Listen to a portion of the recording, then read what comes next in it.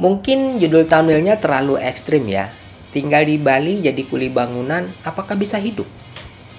Sebenarnya maksud apakah bisa hidup di sini adalah apakah cukup hanya sekedar menjadi seorang kuli bangunan tinggal di Bali, apakah cukup untuk biaya kos-kosan, biaya makan, dan biaya lainnya?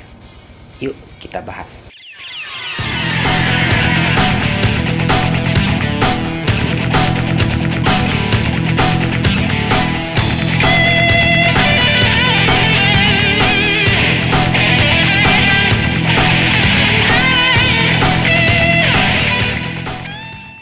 Selamat datang di channel IQS. Sebelum kita bahas, disclaimer dulu ya. Semua informasi yang saya sampaikan ini berdasarkan pengalaman pribadi saya sendiri dan survei di beberapa kerabat yang berprofesi sebagai kuli bangunan di tahun 2023, khususnya di Bali. Kita coba mulai breakdown satu persatu. Di Bali, daerah Jimbaran dan sekitarnya, ini sewa kos-kosan 1 bulan itu ambil yang paling murah itu adalah 500.000. Ini sudah termasuk listrik dan air, tapi ini masih kosongan. Jadi kalian perlu kasur dan bantal ya untuk tidur. Dan uang transport, bensin, motor ya saya hitung perkiraan 300.000 1 bulan. Dan sebagai informasi ya, di Bali kalian wajib punya kendaraan, minimal sepeda motor. Karena kalau enggak, pengeluaran kalian akan makin membengkak.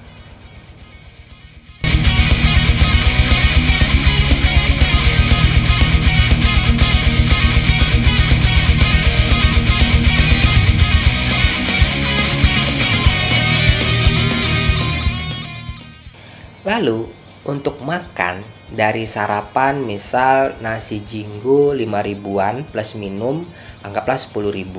Lalu makan siang plus minum 15.000 dan makan malam plus minum juga 15.000. Jadi subtotal sehari buat makan itu adalah 40.000 dikali 30 hari. Ini berarti 1.200.000. Ini bagi yang tidak merokok atau nge-vape kayak saya. Jadi kalau kalian merokok dan nge-vape ya tinggal tambahkan saja. Tapi di sini tidak akan saya bahas karena bukan kebutuhan dasar yang diharuskan.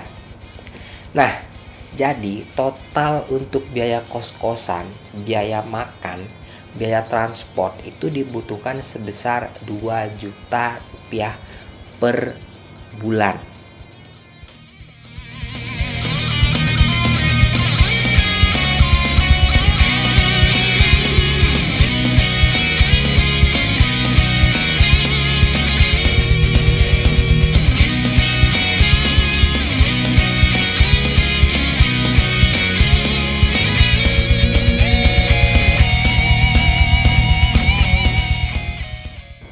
Dan kalau kalian bekerja sebagai kuli bangunan, anggaplah ya upah harian kalian sebagai kuli bangunan itu sebagai helper lah yang paling rendah adalah 120.000 per hari.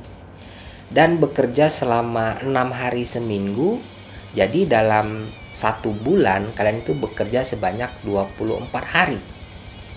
Kalau kita total berarti 120.000 ini dikali 24 hari ini sama dengan 2.880.000 per bulan. Itulah penghasilan kalian. Dan kalian harus keluarkan untuk biaya kebutuhan dasar yang sudah kita hitung tadi itu adalah sebesar 2 juta rupiah. Artinya kalian masih bisa nabung sebesar 800.000-an yang bisa kalian manfaatkan buat pengembangan diri. Mungkin kursus bahasa Inggris ya, atau keterampilan lainnya.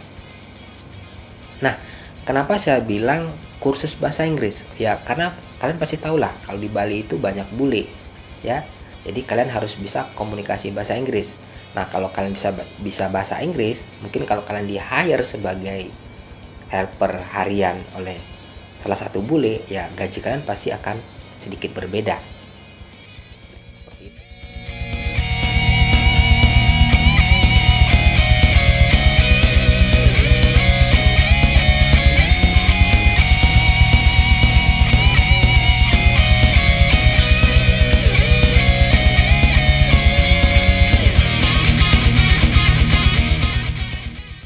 Dan sebenarnya kalian masih bisa berhemat dengan cara sharing ya. Jadi kos-kosan tinggal berdua atau bertiga, tapi di Bali setahu saya itu satu kamar maksimal cuman 2 orang.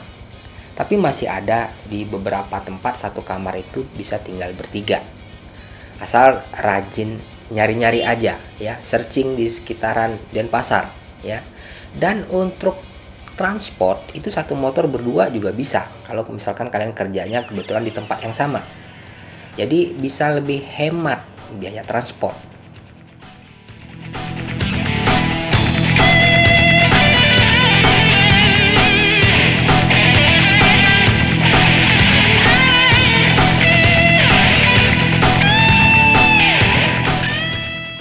Lalu untuk peluang kuli bangunan di Bali. Kalau kalian seorang tukang ingin cari kerja di Bali untuk tukang harian, sebenarnya masih sangat berpeluang. Bahkan bisa ngeborong sendiri. Nah, nanti di next video akan saya bahas bagaimana triknya untuk mendapatkan peluang kerja kuli bangunan sampai ngeborong di daerah Bali. Nah, yang mau pembahasannya, coba lanjut komen di kolom komentar. Nah, jadi kesimpulannya itu, untuk hidup di Bali dengan berprofesi sebagai kuli bangunan saja, dengan rata-rata penghasilan kalian sebesar 120.000 per hari, kalian sudah bisa bayar biaya kos-kosan, biaya makan, dan biaya transportasi. Dan bahkan kalian bisa nabung ya, yang bisa kalian gunakan untuk pengembangan diri kalian lebih lanjut. Nah, kira-kira kalian mau nggak tinggal di Bali, ngekos gitu, dan berprofesi sebagai kuli bangunan? Coba komen di kolom komentar. Oke, mungkin itu saja gambaran kalau ingin hidup di Bali ya, berprofesi sebagai kuli bangunan ya. Silakan tulis di kolom komentar jika ada pertanyaan dan diskusi lainnya, dan silakan bagikan pengalaman kalian yang pernah tinggal di Bali jadi kuli bangunan ya. Jangan lupa bantu share jika informasi ini bermanfaat. Saya Anggora Halid, sampai jumpa di video selanjutnya. Salam QS.